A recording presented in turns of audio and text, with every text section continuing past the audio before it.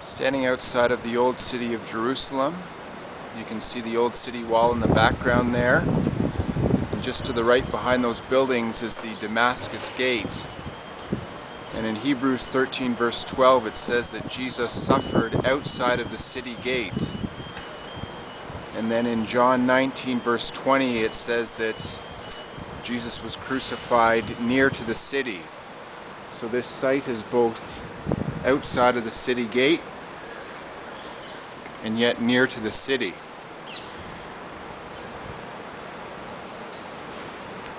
Matthew, Mark, Luke, and John all identify the place where Jesus was crucified as the place of the skull. And in John 19, verses 17 and 18, John says that Jesus was crucified at the place of the skull, which in Hebrew is Golgotha. John wrote that in the place where Jesus was crucified there was a garden and a tomb. And very close by here, an ancient water cistern has been found. So here's the opening to that cistern.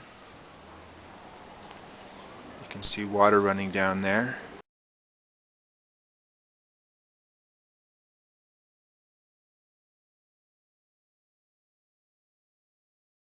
Also discovered at this site is an ancient wine press. So grapes harvested in this garden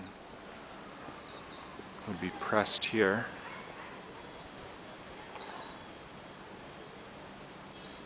And archaeologists date this as being approximately 2,000 years old. In John chapter 20 verse 15 we read of how Mary, when she first saw Jesus, she didn't recognize him and supposed that he was the gardener.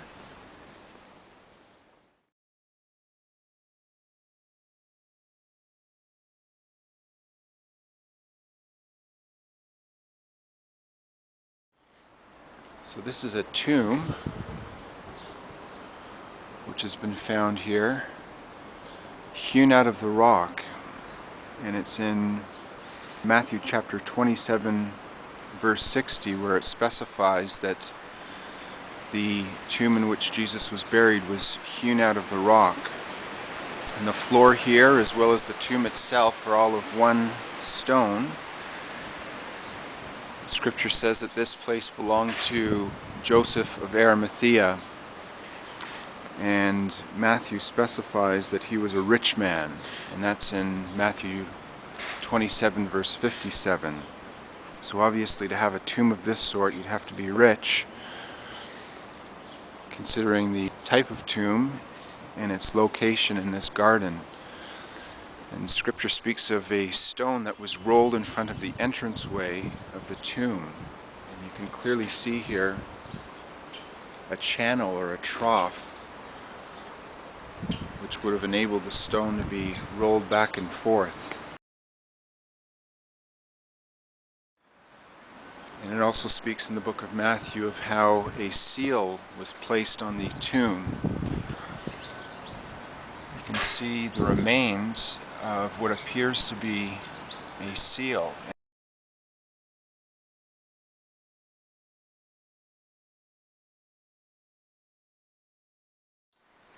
So entering the tomb itself, it's necessary to stoop down to enter because it's only about 4.5 feet or even less than that. And in Luke 24 verse 12, it speaks of how Peter had to stoop down to enter the tomb. And then right now you're looking at almost like a bed that has been hewn out of the rock, the likely spot where Jesus' body was laid. The woman who came to the tomb found angels here, one sitting at the place where Jesus' feet had been, and another where his head had been.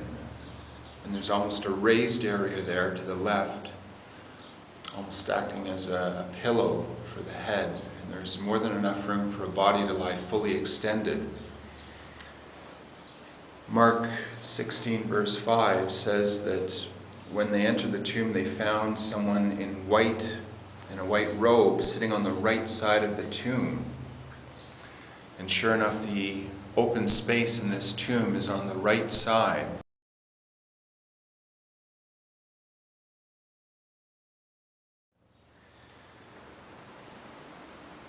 You can also see here a place for another body to be laid, but it was never completed.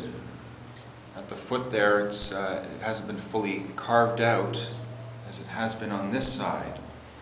And John 19, verse 41, specifies that the tomb in which Jesus was buried was a new tomb in which no one had yet been laid. The fact that this one had been completed and this other bed was never fully completed suggests that Joseph intended for this tomb to hold at least 2 people, but after Jesus was buried here, it was considered too sacred to bury anyone else. So the construction of the tomb and the second bed specifically was not followed through with. So for numerous reasons, with the different lines of converging evidence, this seems to be the place where Jesus was crucified, buried, and where he rose again.